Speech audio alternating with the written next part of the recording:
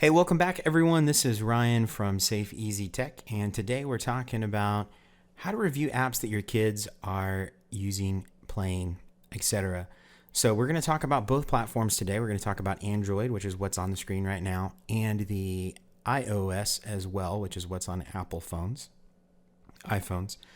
So we're going to jump right in. So first, I've got the Google Play Store is up. This is mine. So over half of apps are actually found by searching in the Google Play Store. They're not word of mouth. They're not seen on something else. They're just done by searching. So I'm going to start a search here. And I did one earlier when I was doing some tests. So let's just look for shooting games here. And I'm going to click on the very first one that I see. And so right off the bat, there's some really great information that you as parents can look at and can see what's going on with the app. So the first is there's a video. So you can click on that video, you can play it, you can watch what's going on, see the content. Some of them are what we call cinematics, which means that it's like a CGI generated or maybe even a live action video that advertises the game and doesn't actually show the game itself. But those usually aren't very common for a lot of mobile apps just because they don't have the budget to do it, or it's just kind of not, they're trying to crank out a bunch of apps and so they just don't do it. So most of the time you're going to get some really good gameplay footage of what the game is actually like, which will give you a good indicator. But be careful of that though, because sometimes you will get it. You can usually tell if it looks more like a movie. That's probably what we would call a cinematic. It's probably not the game. You might can find some screenshots or something like that, which we're going to see in a second. The very next thing you see here is the rating. So this one's rated teen. The rating system is really similar to the movie rating system, and it's actually identical to the one that you see on other video games like console games, PC games, stuff like that. So, and it's fairly accurate. There might be a few things in a teen game that you don't want your kids to see, like maybe some excess blood or gore or something like that. But typically, if they're a teenager, teen games are probably going to be okay. But you always want to look at that next level and see what's going on. So the next column here for the App Store shows you the downloads, and it shows you the rating and then the genre of the game. So one thing you want to be careful of just from a security perspective is apps that don't have a lot of downloads. Even if they have a high review, you still want to be a little skeptical, and you may want to try it out yourself first. Not just because there could be something that might be kind of bad about the app, like from a content standpoint, but also because if it's not very well tested on devices, it could actually cause issues with your phone.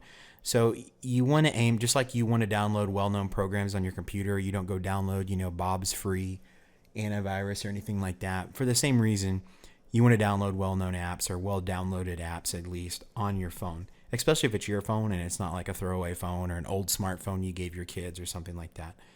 The reviews, so it's going to show you the overall rating. It's 1 to 5 on the Android store, and we'll get to the iPhone one in a second. And then the next section is the Read More section, and you can actually learn a pretty good bit from this section just by reading through, because it's usually going to give you a summary of the game. Now, this is written by the producers themselves, and then it'll give you more rating info as well. So you can see here, as I kind of suspected, this game is rated teen for violence and blood. So you're going to see people getting shot on the game. The next thing you have is screenshots, so you can flip through and you can see some screenshots from the game itself, see what it looks like. As you can see, this one's a little bit more cartoony, so obviously some blood's going to splat out and stuff when you shoot people, but unless their heads are exploding or something like that, it's probably not going to be too bad. Definitely think that the teen rating more than covers what this game looks like it has in it, just from a quick once over at some photos here. The next section is the review section. And thankfully this one is pretty tame. I've seen some rough reviews on different games. You always have to be careful. But this is going to have comments from people on here. So you can get a lot of really good content in here, because this is just your average Joe that's played the game. It's their thoughts on it. A lot of times they'll say stuff that's kind of generic like this. It just kind of talks about how good the game is. But sometimes if you click on Read All Reviews, that'll go to a ton of reviews. So there you go. There was what I was worried about popping up. But you can go to more reviews where it will show you more in depth of what's actually going on with the game, what kind of content's in it. Sometimes you can get some good stuff out of that as well.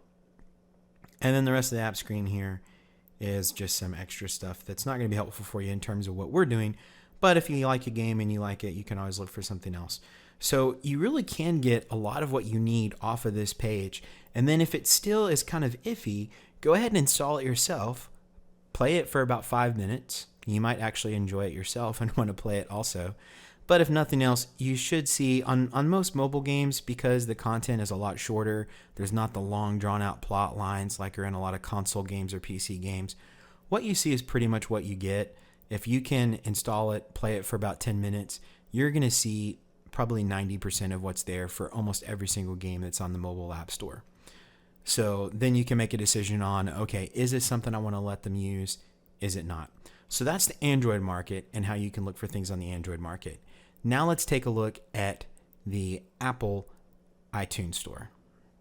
Okay, now this is the App Store as seen through iTunes. So I unfortunately don't have an iPhone, so I can't show you on there. However, I can show you here in the iTunes Store, which is actually a great place to browse apps, and then you can load them on your phone from there. So there's going to be a lot of similarities. So I'm just going to click on just kind of the first app we see here. All right. So on here, it's not quite as streamlined as what you would see on a phone. They can fit a lot more on the computer. So don't get distracted by that. One of the things on the iPhone, and one of the things I forgot to mention on Android, by the way, so where that install button was on the top, if it says install, that means it's a free app. If it is a paid app, it will have the price on there instead of install, and you'll actually have to pay for the app before you can download it onto your phone. That's one other important thing to know is, hey, is this app that they're asking for, is it actually a paid app, or is it a free app? So likewise, let's say, App Store for iTunes is going to be the same way. It's going to have a little button up here. It'll have a price if it's a paid app. Otherwise, it'll just have to get it. It will give you other stuff too. Like this one, for example, offers in-app purchases. It tells you what it's good for, so you can look at that. But it starts right off with a description of the game, and they're pretty much all going to look like this on the iTunes Store. And then it's got some updates, and it's got a little bit of info. It does have the rating kind of hidden in here. So this one's rated 9+, and it tells you why it's rated that. It gives you some similar stuff. But on iTunes, if you click on the next page here in ratings and reviews, that's going to give you the rating that it has there and how many people have rated it. And then you can go through and you can read the reviews on that as well. So again, a lot of it's going to be really technical stuff, like how well the game's working, how good the content is. But there are going to be hidden things. If you read through enough of them, you'll see some stuff in there. You may also read things like, I loved this game and got addicted to it, which may not be something you want your kids to get involved in if they have kind of an addictive personality for gaming. If you're reading that a lot, there might be little tells in there. So reviews can tell you so much about a game if you just read them kind of with an open mind and aren't really like looking for any particular thing. You're just kind of reading through and seeing what people are saying. So usually there will be screenshots on the first page here across the top. You'll see little screenshots from the game. Occasionally there'll be videos, but typically on the iTunes Store, it's just going to be screenshots. So that's kind of how it is on the iPhone. Once you've looked at the other one, it's pretty similar. Everything's just laid out a little bit differently. So again, just to really focus, the key things here are look at the rating of the game itself, what it's rated for. So what's the age limit? Is it a teen game? Is it an everyone game? Is it a specific age limit? Look at that. Read the reviews, because you're going to get a lot of really, really good information in there. And third, look at the pictures, look at the videos if there's videos, see what you can see. And you don't have to spend a lot of time on it. Just look really quickly, say, yeah, graphics look okay. It looks kind of cartoony, not super serious. Whatever those keywords are that you're looking for to feel good about it for your kids. And then fourth, worst case scenario, install it. It's only going to take a minute usually for most games to get it installed and up and running. And then just play it for a few minutes and see what it's like. And that's usually going to be the best way. And so this process shouldn't take you more than 10 minutes for each app. And obviously you don't want your kids playing a ton of apps at once. So hopefully that's not a huge time constraint on you.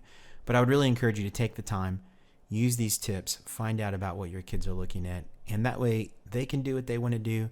You can feel good about it and let them enjoy it and have some fun. And you may even pick up a few things that you may want to try out yourself, or it gives you a talking point where you can you understand at least the concept of the game and what it's about, and so you can talk to your kids about that as well.